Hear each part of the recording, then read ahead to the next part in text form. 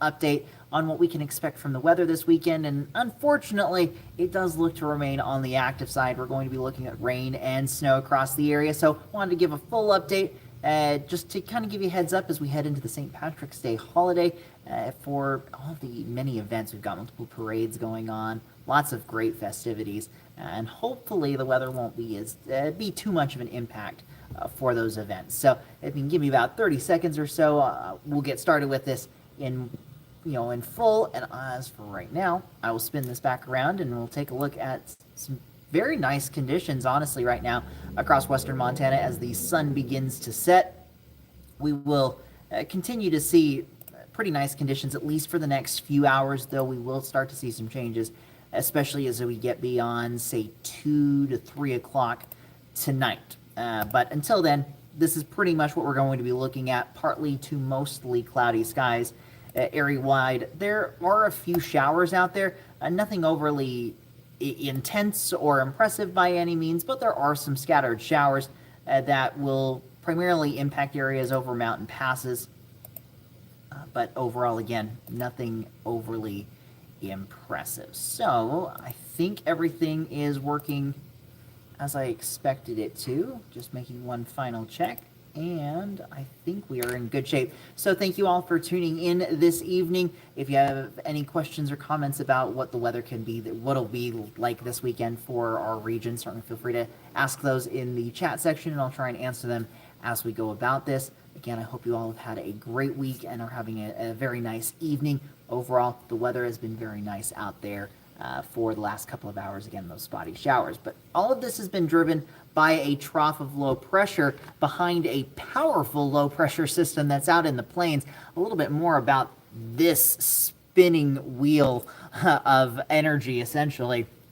This has produced some essentially hurricane force winds across parts of the Texas Panhandle, Oklahoma, and Kansas. They've had numerous wildfires break out all over the Texas Panhandle and the state of Oklahoma. And on the front side of this, you see all of these colder cloud tops, the blues showing up. That is the starting effects of a severe weather outbreak that is ongoing across parts of Iowa and Missouri, and now moving into Illinois.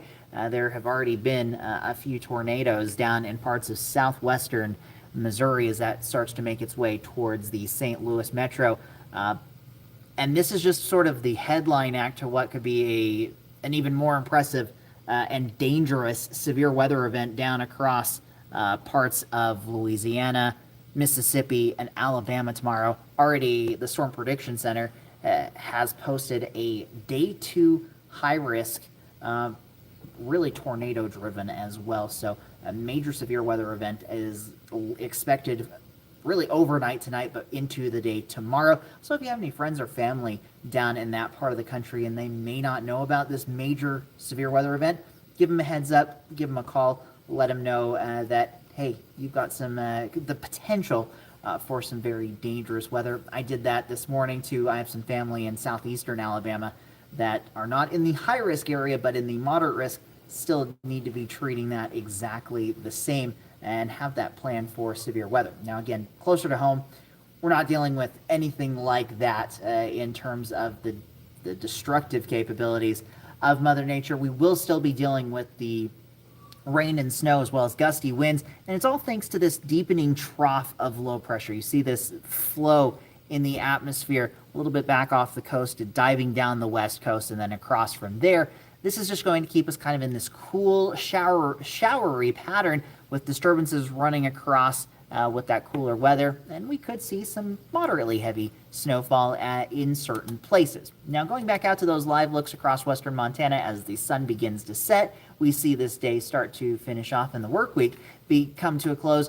We've seen those scattered showers throughout the day, but right now temperatures right around in a perfect order: 35 in Butte, 36 in Missoula, 37 in Bozeman, and 38 towards Kalispell. Temperatures today just a little bit below average for this time of the year behind a cold front that moved through the area yesterday. Now, going into radar, we can see there are those spotty showers, very light in nature, not really seeing any kind of impact from these this evening, but you may see a few flurries or a sprinkle or two down in the valleys. But zooming out, we'll see, you know what? Let me change the view again. Not seeing it, but there we go. Let's get this back out of the way. You see the moisture back into Washington, Oregon, and Northern California. I don't know why I almost said that was Colorado, but Northern California. This is all going to be pushing into Idaho first, and then northwest and west central Montana overnight tonight. You can see this main batch over here closer to, say, the northeast Oregon and southeast Washington as that slides northward. And ahead of this, we have new winter weather advisories that will be in effect for all of northwest Montana as well as for the lower Clark Fork region. These will all begin, and I'll get this to the right spot. These will all begin at 3 a.m. on Saturday, continuing through noon Saturday. So really for just the morning hours in the valleys, including Kalispell, Polson, so the Flathead Mission valleys, as well as towards the Highway 200 corridor and the US 2 corridor, places like Libby and Troy, we could see a dusting up to 2 inches. Can't rule out an isolated 2 to 3 inch total. Not expecting too much, but that could lead to some minor or moderate travel impacts into tomorrow morning over our mountain passes, especially towards Lookout and maybe even towards Lolo, even though we're outside of that winter weather advisory and Marias passes. We could see some of those heavier snowfall amounts are in that range of about 2 to 8 inches, though there could be some higher localized totals as well. Getting into the specifics, this is for the Flathead and Mission Valleys, Kootenai Cabinet, West Glacier, and Lower Clark Fork regions. So let's go to Future Tracker and sort of give you a sense of how this plays out through the night. We're quiet for much of this evening, and those spotty showers continue. We'll start to see an increase in moisture after midnight tonight. You see those snow showers passing by Lookout Pass up towards Thompson Falls, Trout Creek, Knox, and Heron. That moves into the Flathead Valley up towards Eureka in spots as we get into about 5 o'clock. That's just going to be light snowfall. Then we get closer to, say, sunrise, 8 o'clock, and that's when more of this moderate snowfall may try and work its way in to this same zone of northwest Montana where we have those winter weather advisories, the mountains along the Montana-Idaho state line, and I couldn't rule out a few light showers even towards the Missoula and Bitterroot valleys as well. Not expecting much in the way of accumulation further south, though. This band, we'll see band number 1 move through Kalispell. This is right around 10 a.m., moving into the West Glacier region, and then we see the second band that generally gets locked up back a little bit further to the west, but this could also bring another little bout of light snowfall for the Missoula Valley. But this is also going to be that window where temperatures will start to warm. We could start to see this transition over to that rain-snow mix, and you see that right there towards the Mission and Bitterroot valleys. So while we still will be dealing with the snow likely further up here towards the Flathead Valley and Lincoln County, as well as into parts of Sanders County, we're going to see those snow levels start to rise. We'll moderate to maybe occasionally heavy snowfall again along the Montana-Idaho state line up towards the Purcell, Selkirk, and Cabinet Mountains. And this continues throughout the day tomorrow. But as this first wave moves through after lunchtime, this is when we start seeing more of those showers spreading to areas along the divide and into southwest Montana as well. Still looking at valley rain and mountain snow for much of the day tomorrow. For areas along and south of Interstate 90, and even by about 3 o'clock, we're talking about rain in Kalispell. This will continue into southwest Montana, more scattered in nature, but other than maybe some reduced visibility and some briefly changing road conditions, I'm not expecting too much in the way of impact in southwest Montana. I am going to backtrack just a hair because I know we have the St. Patrick's Day Parade in Missoula.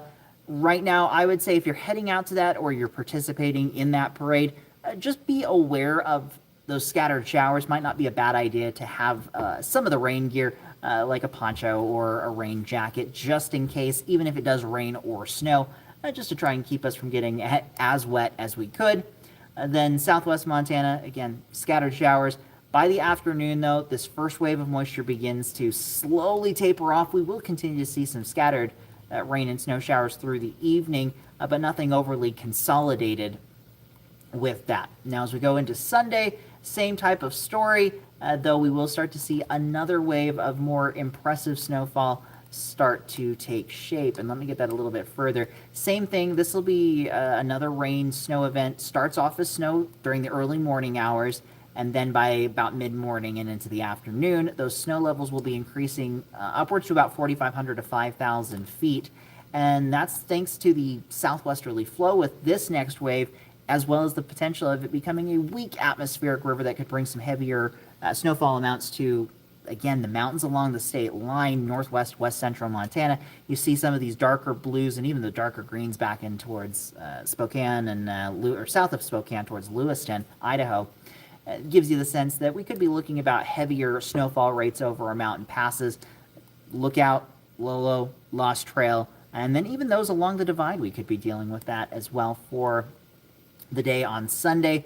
You see a lot of those more moderate rainfall rates right along the US 93 and Highway 200 corridors starting to show up as well. So Sunday is looking to be a pretty soggy day, and honestly Saturday is as well. So you'll definitely want to keep the rain gear close. Those snow levels will likely continue to rise all the way into Sunday afternoon before a cold front into Monday starts bringing those back down to near valley floors. And we'll look at that here in more detail. The other side of this storm system, you notice how maybe not as much activity down for Butte, Bozeman, Dillon, Ennis. A little bit of it will be there. Wind will be a bigger problem for southwest Montana. Now, Saturday, we're also going to be dealing with gusty winds. We could be talking 20 to 40 miles per hour for Saturday afternoon area-wide.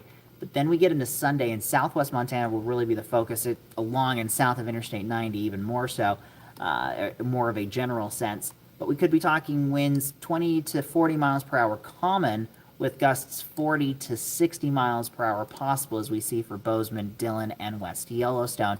And this is into Sunday afternoon. And because of this, we've got high wind watches that are posted, could be upgraded to high wind warnings that include Dillon, Ennis, West Yellowstone, Big Sky, Bozeman, back over here towards the Whitehall and Cardwell areas, Townsend and Toston, and then north of Butte towards, say, Boulder, Clancy, and Montana City.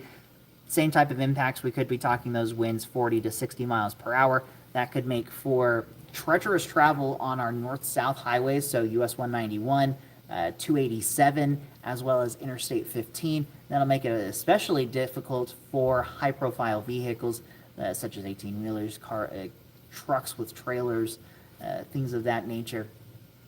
And this is the kind of, while we're not seeing the winds as strong as what, say, the Texas Panhandle and Oklahoma we're seeing today, I saw plenty of videos towards Amarillo where 18-wheelers were getting completely blown over because of those 70 to 90 mile per hour winds. Again, not expecting that type of wind here, but it kind of gets the idea that difficult driving conditions with those crosswinds could be problematic with southwest and westerly winds into Sunday.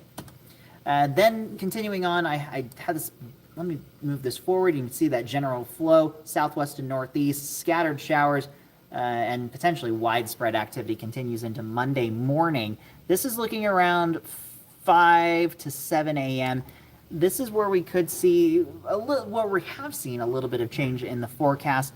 Is earlier in the week we saw this particular band of rain and snow a little bit further north, so towards Missoula and Kalispell. Through the week, this has shifted further and further south, and for the most part, we were looking over the last 2 days of the potential of snowfall for all of the St. Patrick's Day festivities in Butte for the parade and things of that nature. Well, this particular model run, it's going to be very close. Now, most of that is from Butte south, and this is looking, you can't see it on the screen though, but this is right at noon from Monday, getting into Monday afternoon. So my best advice is if you are heading to the St. Patrick's Day parade, whether it be on Saturday in Missoula at noon or Butte on Monday at noon, have the rain gear. Make sure you have an outer layer so you can stay as dry as you can, just for the potential of rain and snow showers in the area.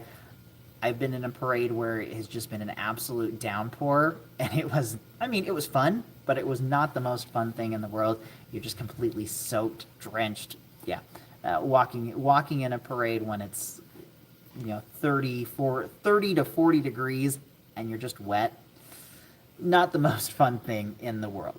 But continuing on, I think this is pretty much where I had my last graphic. I might have one more here at the end. But those showers, briefly clear out into Tuesday. There will be another wave that likely rolls in for Tuesday afternoon. Wednesday, a small ridge of high pressure builds in, but it's a short-lived break because here we get into Thursday and likely another round of widespread rain and snow across western Montana. As for snowfall amounts, and this is just a general sense, don't take this as with a exact science of what we're going to see. It gets the general sense that the heaviest snowfall, the mountains along the divide in northwest Montana, as well as those along the state line and into southwest Montana, areas south of Bozeman, so Big Sky down towards West Yellowstone, Gardner, Cook City. We could be talking snowfall of maybe 6 to 12 inches.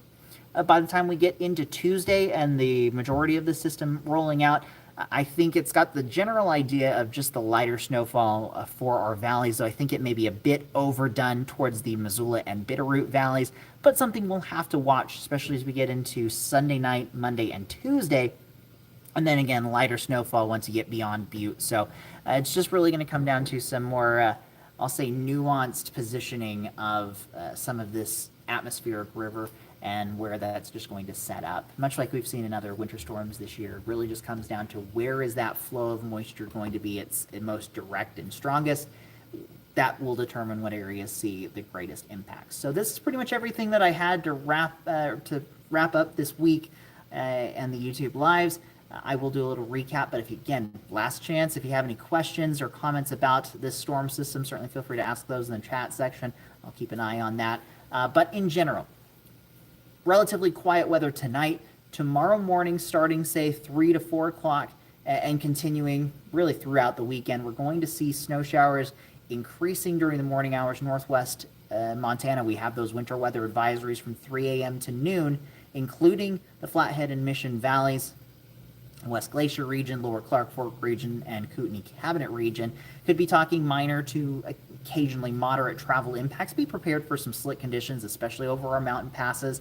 Look out Lolo, Marias passes initially, and then as we get later on into Saturday afternoon, as more of that moisture spreads to the south and east across the area, the rest of our passes could see some minor impacts here and there. Not expecting as much as what we'll see further back off and west of the divide.